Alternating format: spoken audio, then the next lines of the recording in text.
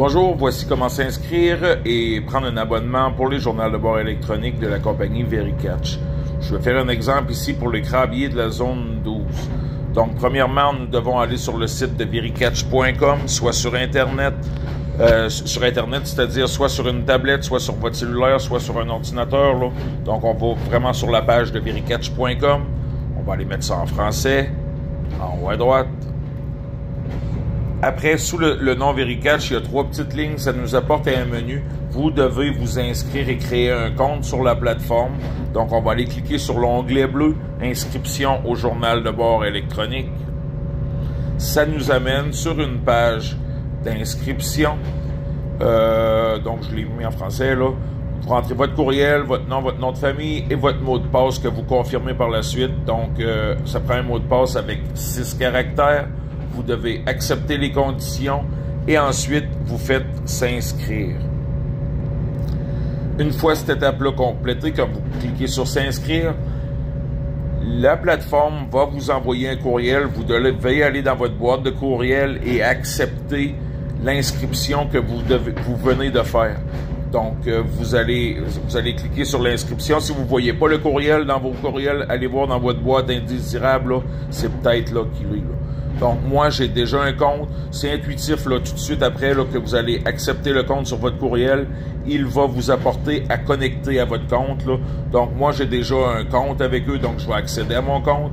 Je vais entrer mon courriel et mon mot de passe. Et ensuite, je vais me connecter.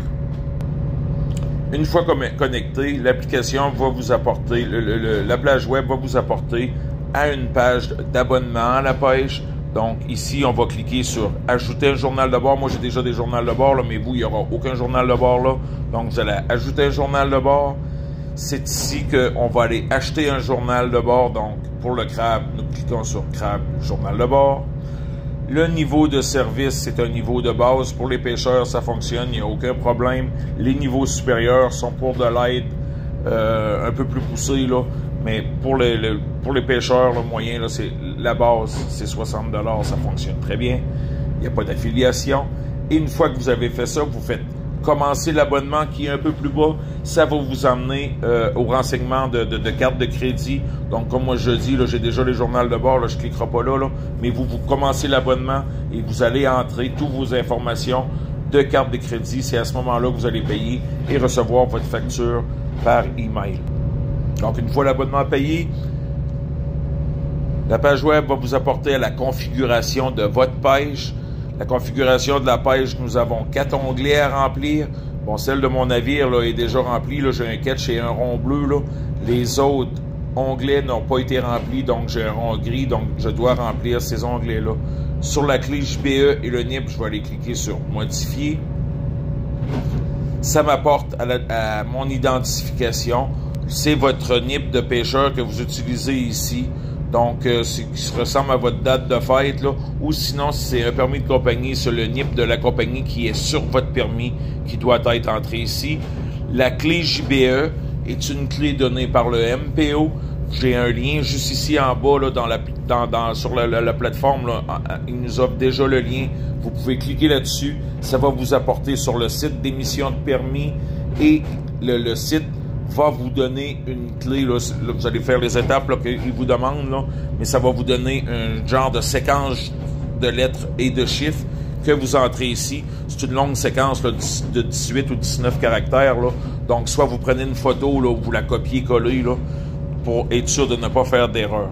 Donc, ici, là, j'ai entré mon NIP. Donc, une fois que ma clé JBE est entrée, je fais enregistrer.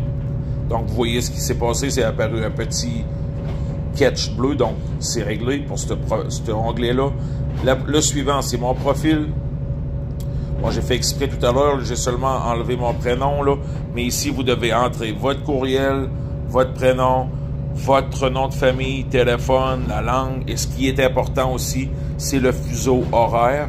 Vous allez descendre à GMT-5 et vous allez trouver l'heure de l'Est, là, qui est l'heure d'ici, là, du Québec, donc, heure de l'Est. Et je fais enregistrer ces informations-là.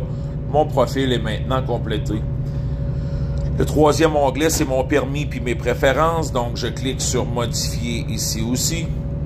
je vais faire ajouter une licence et je vais entrer ici mon numéro de permis qui est une séquence de 4 ou 5 chiffres. Donc, ça prend soit un vieux permis ou soit le permis de cette année. Là. Vous allez juste avant Crabe des Neiges, il va y avoir un numéro qui est écrit là. Donc, c'est votre numéro de permis à copier ici. C'est une pêche commerciale que vous faites. La description n'est pas obligatoire, le nombre d'engins non plus, là, mais vous pouvez marquer le nombre d'engins que vous possédez quand même. Là.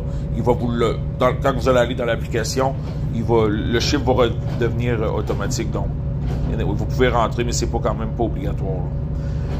Une fois ces informations-là faites, je continue plus bas. On me demande pour quelle région. Donc, ici, c'est la région du Québec. Mes unités de mesure, je choisis mon poids en métrique, les longueurs en métrique, là, donc volume en métrique aussi. Là, maintenant, le MPO travaille en métrique. C'est possible de le laisser impérial, là, mais c'est préférable de mettre tout ça en métrique pour que tout le monde ait les mêmes données. Une fois ça fait, vous cliquez sur « Enregistrer » et mon permis est aussi rentré. Donc, je viens de terminer la configuration de ma pêche en cliquant sur « Suivant ». Ça va me dire d'aller télécharger directement mon application.